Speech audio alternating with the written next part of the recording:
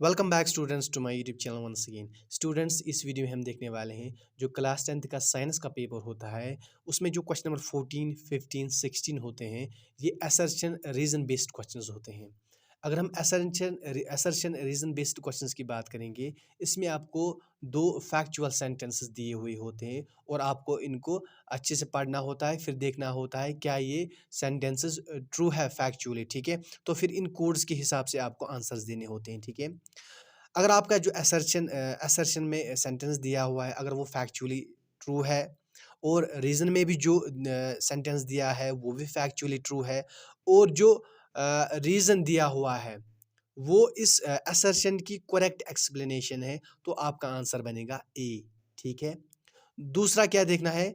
दूसरा आपको देखना है अगर असर्शन में जो सेंटेंस दिया हुआ है वो फैक्चुअली ट्रू है और रीज़न में भी जो सेंटेंस दिया हुआ है वो भी फैक्चुअली ट्रू है और जो रीज़न दिया हुआ है अगर वो इस असर्शन की करेक्ट एक्सप्लेनेशन नहीं है, तब आपका आंसर बनेगा बी।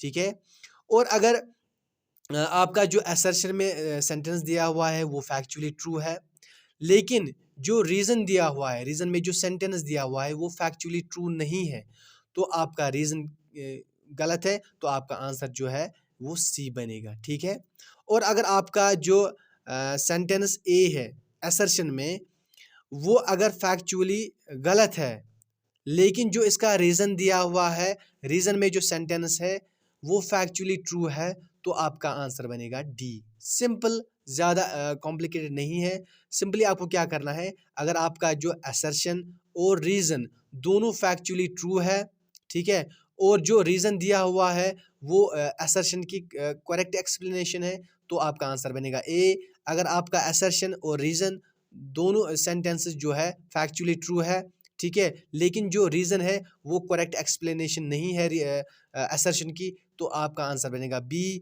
अगर आपका असर्शन सेंटेंस फैक्चुअली ट्रू है लेकिन जो रीज़न दिया हुआ है सेंटेंस जो रीज़न में दिया हुआ है वो फैक्चुअली ट्रू नहीं है, तो आपका आंसर बनेगा सी। और अगर आपका असर्शन जो है वो गलत है, ठीक है, लेकिन जो रीज़न में सेंटेंस दिया है वो फैक्चुअली ट्रू है, तो आपका आंसर बनेगा डी।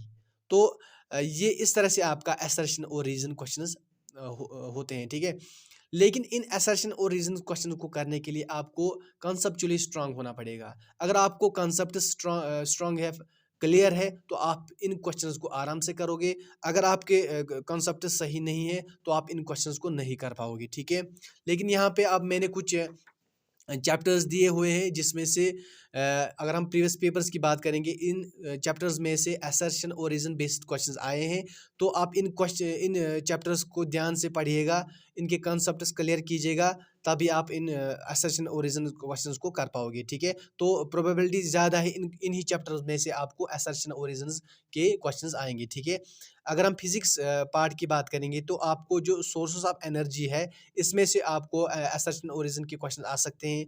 केमिस्ट्री वाले पार्ट में अगर हम देखेंगे तो कार्बन एंड इट्स कंपाउंड्स और मेटल्स एंड नॉट मेटल्स जो है या पीरियडिक क्लासिफिकेशन ऑफ एलिमेंट्स है, तो इसमें से आपको असर्शन और रीज़न बेस्ड क्वेश्चंस आ सकते हैं। और अगर हम बायोलॉजी की बात करेंगे, बायोलॉजी पार्ट की बात करेंगे, तो आपको हेरिडिटी एंड इवोल्यूशन और आवर एनवायरनमेंट जो है ये दो चैप्टर्स, तो इसमें से आपको असर्शन और रीज़न क्वेश्चन आने की प्रोबेबिलिटी ज़्यादा है। तो आप इन चैप्टर्स को अच्छे से पढ़िएगा। तो आई होप इसी में से आपको असर्शन और रीज़न के जो क्वेश्चंस हैं वो आएंगे। ठीक है, तो thank you so much for watching this video.